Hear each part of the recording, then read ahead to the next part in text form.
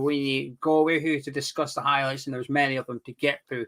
Gonzo, let's just jump straight to the VAR decision, actually. We'll deal with the first half overall in a second. Sure.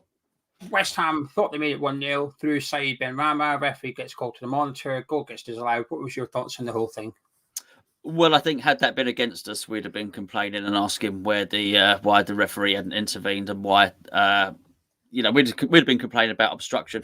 I thought it was really good work by Benrahma. One who went on and had a wonderful game.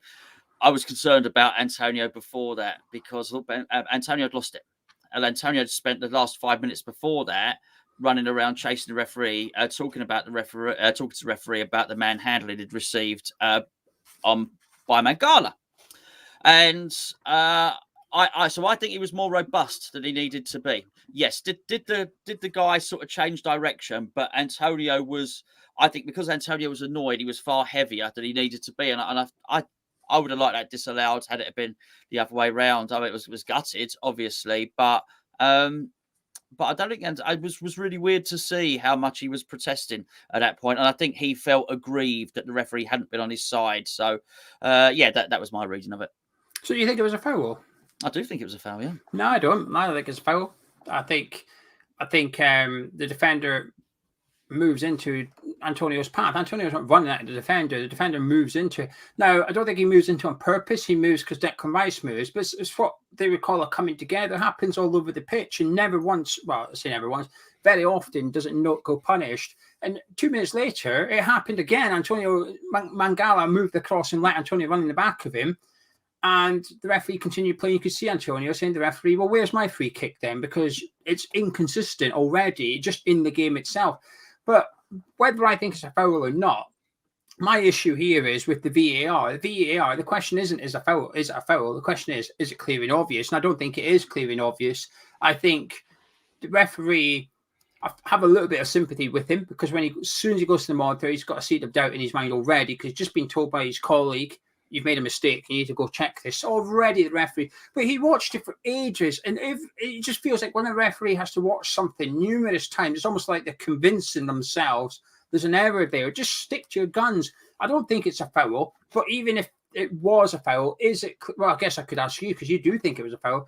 Do you think the error was clear and obvious? No, I think there was probably murky waters there, and I do think the defender drifted into him. But I think because Antonio was annoyed, he went like that. I thought Antonio reacted because of that. It wasn't like just two people sort of bumping chests and one person falling over. I thought Antonio was aggressive because he was annoyed, and I thought that probably made the decision a little bit easier. Well, we'll say this. I'm not saying anything negative towards Forest here. I'm not saying they did anything here, but that referee, for that decision, I thought it was shocking. I'll be honest with you, I thought it was absolutely shocking, that decision. When Nottingham Forest made their signings in the summer, I didn't realise they purchased a referee as well. When they threw money at Jesse Lingard, I didn't realise they were throwing money at referees in the Premier League too. But when I couldn't believe he overturned that. I watched it back in the replay. There's nothing in this. It's a coming together. The goal will stand. When he got sent to the screen, though, that's when I got worried, because I thought the referee's going to have a bit of bollocks here to with all that Nottingham Forest fans. It was a fantastic atmosphere, making the noise, putting the pressure on the referee, stood there. The Forest fans visibly behind the screen, going at him as well. Yeah. I thought the referee's always going to change his mind on this one. I just don't think he should have done. And then it was, well, actually, up until this point, Gonzo, how do you think we were playing? Well, I think they started really, really energetically. I thought we made a massive mistake by surrendering the first corner to them and giving them the momentum. Clearly, there was a plan to try and keep them quiet. So many people messaged me during the game to say, why are we wearing a black kit on the hottest day of the year or whatever, one of the hottest days of the year? I mean, Tony messaged me and said, we spend all this money on sports science, but the players are probably 5 degrees hotter than they would be in a white kit. You do all this stuff and then you go and do something silly like that. Not blaming the kit, of course, but it just was quite sound like Alec Ferguson blaming the kit then. I do think that we started to get some semblance of control in the game. I thought we'd weathered the storm a little bit, and it was clearly Benrahma was causing them trouble. Souček was more involved in the box than I'd seen previously. So I thought, okay, this is looking like we may well get something from this game. I was sort of hopeful at that point that that Bowen might be able to get into the game and Rice might be able to get into the game. That being said, for all of that momentum that we started to get, Fabianski was still having to make a hell of a lot of saves, and you speak for yourself, but I was constantly worried about that defensive partnership, and particularly I thought Forest were very good at pulling our two centre backs, albeit a makeshift partnership, wide. Several occasions I would see Johnson very wide, and somebody would sort of fill in the gap that you wouldn't expect to be there, and then Zuma would be pulled wide. I thought they moved us around really well, actually. I think Cooper outdone David Moyes from the start to the finish, really, but it was evident in the first half hour. I think Forest were all over us like a rash. They were always going to be, but this is where I expect us to come out and do something to get rid of that atmosphere, to try and slow the tempo. When we did get the ball eventually, after about 5 minutes, we were just belting it long. We were just giving the ball away cheaply, and I thought, what are we doing? We were essentially encouraging Forest to attack us, and then the crowd were getting louder and louder, and I thought we were just really poor from the start. And after the first 15 minutes, I was genuinely, Gonzo, was sitting there thinking, I hope Moyes makes a sub soon. Because after 15 minutes, I thought, we're never going to cope with this. They were all over us. Our defence couldn't cope with their front two. We tend to struggle with two strikers up front. And that's with a partnership of Ogbonna and Dawson, or Zuma and Dawson, whatever. We tend to struggle for whatever reason when teams play two strikers. And this was no different. After 15 minutes, I was feeling the worst for Johnson and Zuma for the remainder of the game. Now, I thought one of them got better as the game went on. But initially, for that first opening spell, I thought we were bang in trouble. I thought going forward, we didn't have too much about us. We started to slow it down after that 20 minutes. We started to get the foot on the ball of that a bit more. Didn't create too much. I know Benrahma forced Henderson into a save, but I thought it was a relatively straightforward save for Henderson to make that tip round the corner. And I thought we were poor, actually. And when we scored, I almost had I thought it was a legit goal. I thought, oh, we've got away with this one. Got chalked off, Gonzo. Then Forest made it 1-0 with Awoyini with not the most aesthetically pleasing goal he'll ever score in his life, but they all count. Yeah, it was a crap scuffed shot from Lingard, wasn't it? I think Johnson, well, he did. He tried to stick out a leg to. It was an attempt at defending. Well, it was defending, but it didn't carry enough purchase, enough power to deflect it far away enough from the goal. It just went into the path of the striker, who was having a really good battle with Zuma. I thought that was quite, well, I'm until the point where they started winning. I was quite enjoying that little duel between those two. That was a nice feature of the game. I mean, small margins, isn't it? That fell to him, and then in the second half, it didn't quite deflect. Their goalkeeper made a save, didn't quite deflect to Skamaka, did it? So look, was gutted at that point. But I did think at that point we were starting to get into the game. I really did. And that sort of knocked the stuffing out of us. But as I say, every time I was always mindful that even when we were getting into the game, Fabianski was still having to make saves all game long. Yeah, a really good save he made from Nico Williams in the first half as well. Very brave from him. And went 1-0 down at half-time. I thought we deserved to be, in all honesty. I thought Forest deserved that for their efforts, and I think we deserved it as well for our lack of efforts to some extent. You could tell they were sort of the newly promoted team with a little bit of buzz about them, but I didn't feel like we were this established Premier League team out there. I thought we were all at 6s and 7s, and David Moyes himself used the word stale. Well, we looked stale today as soon as that first whistle went. I just thought we looked poor. I thought Forest were all over us. Second half, though, I thought we picked up a bit. I thought we started to look a little bit brighter. It took 90 seconds for us to have our first chance. Gonzo, Pablo Fornals coming close. And I'll be honest with you, I thought he was dreadful in the first half, Fornals. Yes, he was. And when he had that shot that hit the bar, I thought, oh no, Moyes is going to keep you on now. I thought he should have come. I know it sounds a bit harsh, but I thought this is what we see with Moyes. When Masuaku scored that fluky goal against Chelsea, he continued to play him for a few weeks after, almost expected him to divert across into the top corner of the opposition's net every game. So when Fornals had that shot, it was really unlucky. Fantastic effort, really good save from Henderson from Souček. But then you just think, oh, now there's like a little man just got a bit of a dilemma here now. He's got a little bit of evidence that Fornals is starting the second half brightly. They made it 2-0 after 54 minutes, but he was offside, Brennan Johnson. However, it was just a reminder, Gonzo, that Forest still have a little bit about them? Well, yeah. A reminder that we didn't have a centre back there because it was a standard centre half just wins the header. I mean, Johnson missed the head.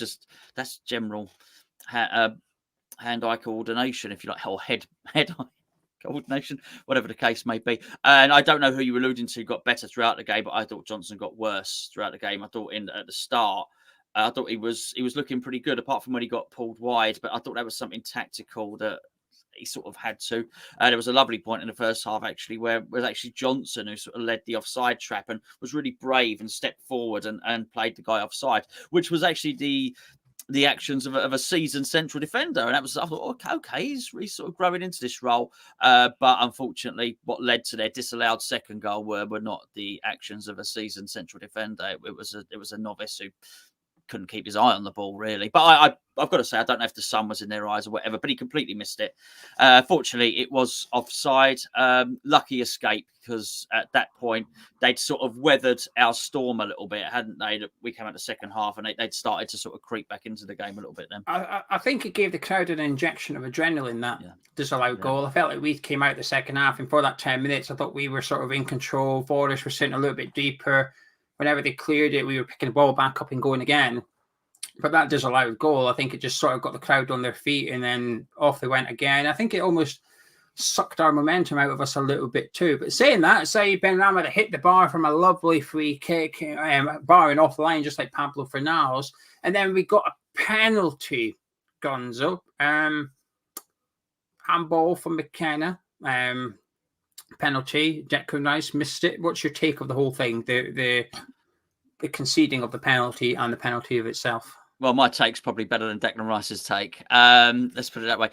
Good save from the defender, actually. I thought he'd been obviously taking lessons from Henderson. What a good goalkeeper he is. Just in between that, there were saves from both goalkeepers. It's probably worth saying. Another Fabianski again called into action.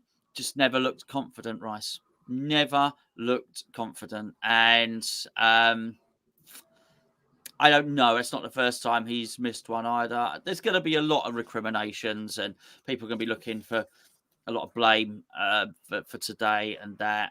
I don't know who's to blame. It was an awful penalty, and you can't take a penalty like that when you're facing a goalkeeper who's a good goalkeeper, and he seemed to be a good goalkeeper in form. If you didn't watch that game, West Ham basically forced a lot of saves from that goalkeeper today. Souček got into the box a lot. We hit the bar twice. The goalkeeper looks really good, and when you've got a goalkeeper that good, I do wonder if what's his name, Ten Hag. I wonder if Ten Hag's looking at the small print and thinking, actually, can we get this guy back? Do you want David De Gea instead? And when a goalkeeper's that good, then you've got to be really not just precise with the execution of your penalty, but you've also got to have real conviction. And it wasn't the penalty of a confident man. Listen, it was, to be fair, Declan Rice and Jared Bowen. I don't know if Gareth Southgate was slipping Valium in their sandwiches when they were off having lunch with England, but they both didn't look good today, it has to be said. And the penalty, I think, sort of typified the performance from Rice clearly. It's easy in hindsight to say I would have liked somebody else to take it, but I can assure you when I was sat on my sofa, Geo, I was shouting at the telly saying, no, he doesn't look confident, let somebody else take it. Benrahma, I would like I think most West Ham fans would have been thinking, don't let Declan take this. We've seen him miss them before. Benrahma's all there who's scored for us in shootouts as well. We've got Souček on there who used to take them for his previous club. And the funny thing is we had Lanzini stripped and ready to come on, who's our normal penalty taker. And I just thought, is Moyes going to do what he did with Martin Noble and get him on the pitch now? Go on, get on that and take that penalty. I just hope that the penalty taking thing is a David Moyes decision and not a Declan Rice one, that Rice hasn't said, I'll have this one, thank you very much. Because I hope he's taking the pen because the manager believes that is his best penalty taker, and not because Declan Rice fancies getting himself on the score sheet, because there's very little evidence in terms of taking penalties to suggest that Rice should be our designated penalty taker. I was a bit worried when I saw him taking. I wasn't confident we were going to score. Henderson is good at saving penalties as well, but Just another massive opportunity missed. Sure. But that's basically it, Gonzo. I mean, there was a couple of chances. Kurt Zuma had a header cleared off the line as well. Finished 1-0, Nottingham Forest at full time. What do you make of the second half in the game overall, I guess? Well, I think the game, I don't think it would be unreasonable to suggest that game should have been 2-2, 3-3, something like that. I don't think they were miles better than us. I think we had so many attacks that we were probably better than I thought we would be after I'd seen the first 10 minutes. After the first 10 minutes, I was really, really worried. But then I always expected us to get another goal. I think up until the point where the substitutes came on, ironically. It's not because I thought Antonio played well. I don't think he did. I think he's, as I say, I think it was too, I've seen this from him before, too involved in the injustice of it all, in the recriminations, and it's all poor me. And you've even mentioned it yourself, Geo, in the build-up to this season. The referees are under new instruction now to let things go, to allow play to flow, to allow things to be a little more robust, which I thought that would really suit Antonio because he's a battler. He's a strong guy. He's attritional. And I spent a lot of time on his arse moaning today. And I would have liked to have seen him, if the referee's letting that stuff go, well, do you know what? I'll give that Mangala a little bit back. That's what I would have liked to have seen. However, I was with you. I wasn't impressed with Fornals at all. I was thinking, not back-to-back games, poor games in a row. But he was better in the second half. I thought he had more drive about him. And also thought his fitness levels almost got better as the game went on. He was right. I was worried. You were worried Moyes wasn't going to sub him. I was worried Moyes was going to sub Benrahma, who I'll decide in a minute whether it's Fabianski or Benrahma was man of the match, be one of them. But I was worried that he might do that. And that would have been the wrong thing to do. And to be fair to Moyes, he didn't do it. But as soon as I'd sort of seen Lanzini, and it wasn't really clicking, and even Scamacca was trying to get involved. And I think the fact that he did the substitutions, but the formation didn't change. Yeah, and that was my biggest issue, not just the personnel. It was like changes. And we were struggling tactically. Cooper had Moyes' number a little bit today, and we were struggling tactically, and he didn't change anything. Even the last one, he took off a left-footed Jared Bowen playing on the right and put on Maxi Cornet, a left-footed playing on the right. And it's like for like again. You've done the same thing. Bowen is struggling to cut inside and get some space. So you're bringing on Cornet to cut inside and get some space. It was just like for like. Moyes has to take a large part of the blame for today. And I think on another day, we score 5 goals, which is just mental. Right? I'm not saying we should have won. I'm not, before someone twists my words, I'm not saying, it should have been 5-1 really, because on another day, Nottingham Forest could have scored 5 themselves as well.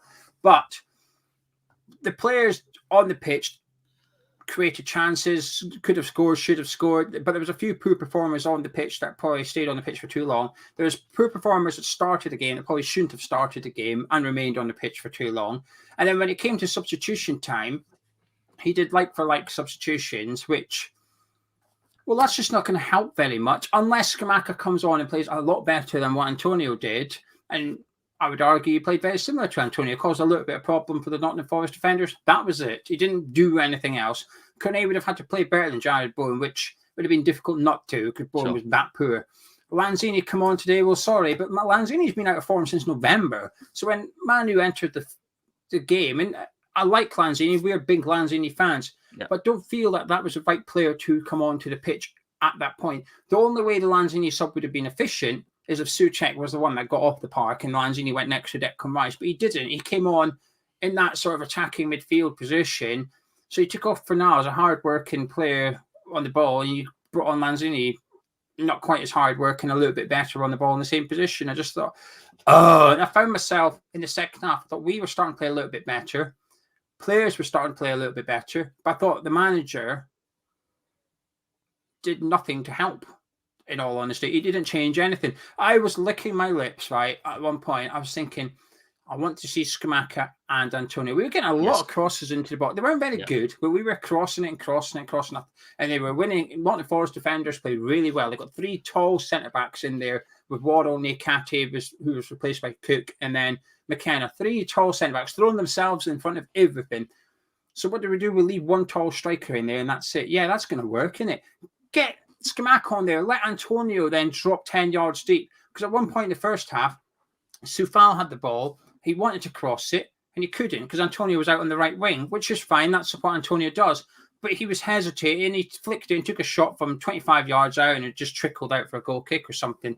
But it was, if Antonio wants to do that and we're 1-0 down, fine, but at least stick the actual other striker in the box so Antonio can then go do his thing and try and cause a little bit of bother. It was just very similar from Moyes. We played the same tactics from the first minute to the last, and it wasn't really working from the first minute to the last. And that's my biggest frustration, probably, because like you said in the build-up, Moyes came out and said, oh, Pep surprised me today, played a new information, fine, we accept that. But there was no surprises from Nottingham Forest today, and therefore no excuses. No, there weren't any. Well, I said no excuses. There's going to be a lot of excuses. There's going to be a lot of recriminations about this. And I think what's maybe a slightly more worrying for this is I would suggest maybe looking at the chat in our build-up show. There were probably 80%, let's say, of the people in the live chat were wondering why Cornet wasn't playing, wanted to see Cornet play on the left, and he didn't. And I was one of them, certainly. And what we got was somebody else playing on the left in Benrahma. And actually, Benrahma probably played better than we could have expected even Cornet would have played there, right? Yeah. That was an excellent left wing performance today from Saïd Benrahma. I'm the first to criticise him when he doesn't look like a left winger, when he's not direct. Today, he was really, really good. So what's worrying for me is we had someone in our team playing that well, yet we still were unable to maybe jiggle the rest of the team around to make his effervescence, if you want, really count for something, to be able to cash in on how well he was playing. Because despite him playing like that, we looked blunt. And that's hard to say, that you look blunt when you've hit the bar twice, when you've won a penalty, when you've scored a disallowed goal, and I don't know if it's 3 or 4. I think, I'm including headers in this, I think Souček had 3 or 4 shots in the box today. We've been crying out for that sort of stuff for a long time. Well, he was in there and he was doing it today, yet still we seem to not be able to have a cutting edge. I know what Moyes will do. He will look at the centre-back and he will think that's the problem. It's a centre-half. And he's probably right, but there's more than one thing wrong today, really. I thought they were really buzzy. Forest, I thought they were playing well at home. That being said, if West Ham of last season or the season before, we'd have swatted them aside. We just would have done. And so I'm a bit worried about what's going on at the moment. Yeah, I don't blame you whatsoever, to be honest with you.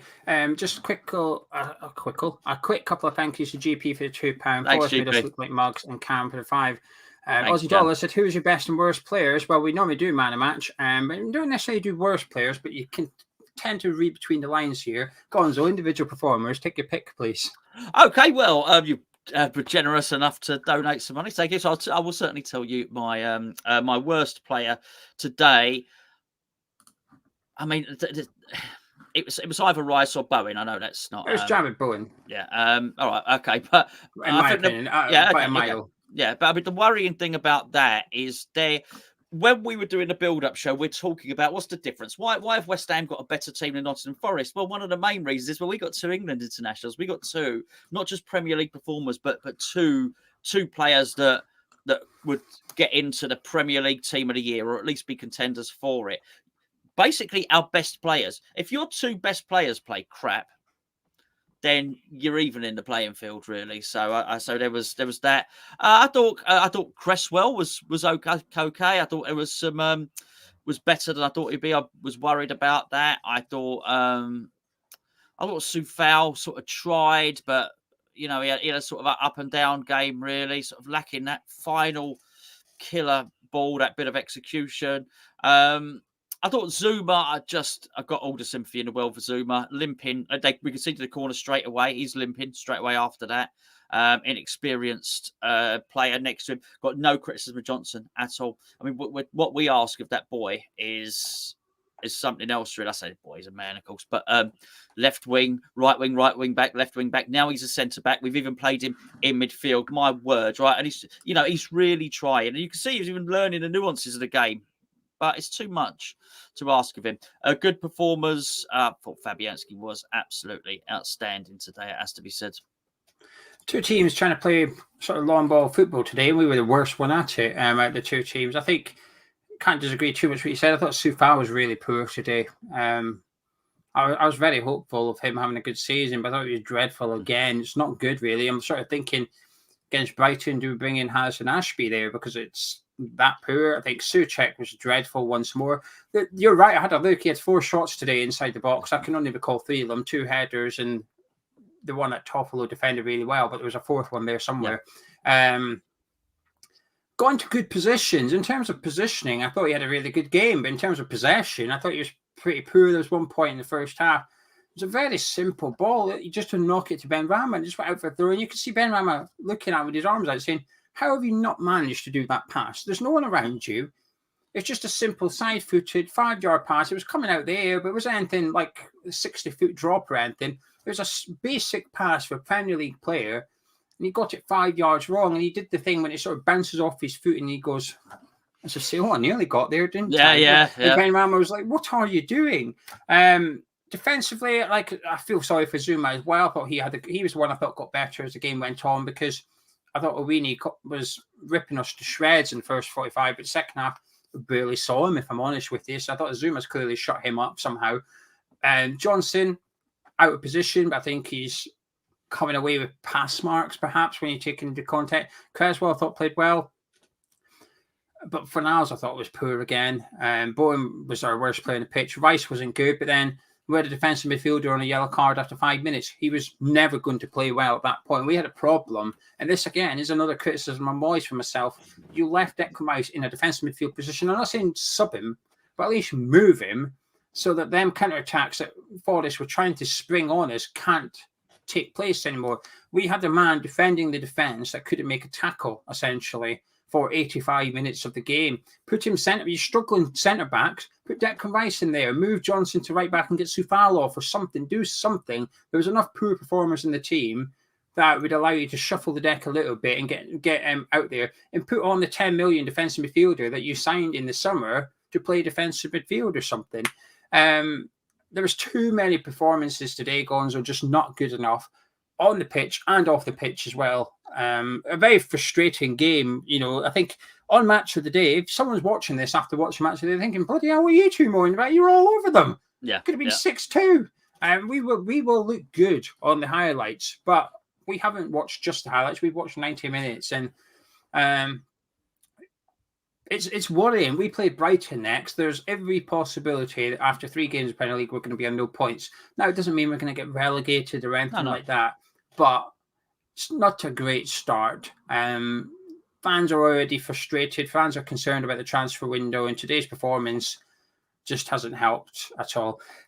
Just before I get your final words, Gonzo, I just want to say a massive thank you to Chris. Chris is a huge supporter of the channel. So, Chris, thank you so much. Second time he's donated today as well, Chris. $10 last week, beaten by a top 3 club in the world. Fine, so be it, understand. Today we got beaten by, and I think he's just thrown in a random number with 3 there. 333 club in the world. Bollocks. Unacceptable. Someone gives Sean Dyche a ring. Gonzo, any final words for you? I know you hammer the matches. Can I get your final words and your hammer the match, please?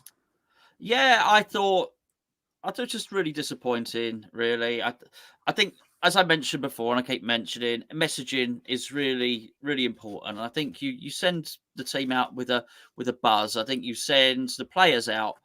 Send the fans out with a buzz by just giving a little buzz that goes around the stadium when the team sheet is read out. Oh, Scamacca's playing or Cornet's playing. Now, don't get me wrong. Benrahma was brilliant. I'm not suggesting he got that right. Okay, because we're going to criticise David Moyes for an awful lot. Benrahma started on the left. He got that right today. One of the few things that he got right. But I just feel he's so cautious at the moment. The club probably need a lift. That sort of that hesitancy and that lethargy that he's got in terms of him making the signings and naming the team. I don't. That's starting to permeate around the team now. So I think, well, the club, not the team, the club. I think that's a real shame. We could have really done with a lift, not just the 3 points. We could have done with the lift today. That being said, I do think we're unlucky to lose, but that's not saying much. They've just been promoted. I think that should have been a draw, really, on reflection. And yeah, I mean, I take what you're saying about the highlights, the rest of it, but you still got to be clinical, and we just weren't clinical today. And we're gonna have to sort it out. I tell you what, you're gonna need to find some additional creative spark from somewhere, because just one person creating in each game is not going to do it. My sort of Benrahma. Sorry, yeah, I Benrahma. knew it's Benrahma, don't worry. My takeaway frustration is Moyes at the minute is probably looking at the boardroom saying, please, sir, can I have a bit more money to spend? If I were them, I'd be looking back going, well, I don't know, mate. Your 35 million striker's not on the pitch. Your 15 million pound winger that you was 17.5 million pound winger you just bought didn't get on until 10 minutes to go. Your 9 million pound defensive midfielder got 1 minute against Man City, wasn't on the pitch again today. And we've just gotten beaten by a team with 8 new signings. You could argue we've got beaten by a team because of their 8 new signings. And this is the difference between starting quick in the transfer window and being a bit ponderous. And I think we've done okay so far because we're thinking we've still got another 2.5 weeks to get players in. And we will sign players between now and the transfer window closes. But my point is, we needed them in now. We needed them in for this game. We needed them in for match day 2 of the Premier League, and we haven't. There is more points up for grabs against Brighton and against Aston Villa in the Premier League before that window closes. We can't afford to lose more points and be playing catch up after 4 games because we couldn't be ours. We didn't manage to sign a centre midfielder before the 31st of August. We didn't manage to sign a left back until the 1st of September. It's just, I think it's the frustration of the window combined with the frustration of the starting lineup has led me to be frustrated today because I think I'm divided. I think we played pretty poorly today. The first half that we were really bad. Second half better. Could have scored. Should have scored. Like I said, I don't think our first goal should have been disallowed personally. Therefore, it's a completely different game from that point onwards. We might walk away with the 3 points here. But as Moyes was making the subs, I found myself getting frustrated with the manager as well, thinking you're just doing like-for-like substitutions here. Cooper is outsmarting you with his tactics and stuff. Do something that springs a surprise on Cooper, but there was none of that. It was just predictable from the manager. The lineup was predictable, and the substitutions were predictable as well. But Bowen and Rice were dreadful today. And when your 2 best players don't turn up, you're not going to do well in the game, are you? Not when they're both sort of head and shoulders above the rest of them to some extent. More questions than answers off the back of this game, and I don't like that. Fabianski, fantastic game, though. I thought he was really, really good. And Benrahma, obvious man of the match. I thought he was absolutely brilliant. I think very unlucky not to score. Should have scored. Very unlucky with a free kick. I had Williams running in all sorts of directions throughout the 90 minutes, and if one more player turned up on the same wavelength as him today, we probably do score. But they didn't, unfortunately. So, yeah, well done, Benrahma. Well done, Fabianski. That's about it. Anything you want to say before we disappear? I don't think so, mate. I think we've covered it all, really. We'll go into more depth in the player ratings tomorrow morning. Yes, well, a quick bit of admin. First of all, make sure you drop a like on and subscribe if you're new to the channel. Second of all, we'll be doing our player ratings over on Patreon tomorrow. If you fancy getting involved, go to patreon.com/hammerschat. The link is in the description if you fancy joining up. It costs you £3.60 to subscribe to the supporters tier. And if at the end of the month you don't like it, we'll give you a refund. Just get in touch and we'll sort it. And that player ratings book, as Gonzo showed you, can be found at our store, hammerschatstore.com.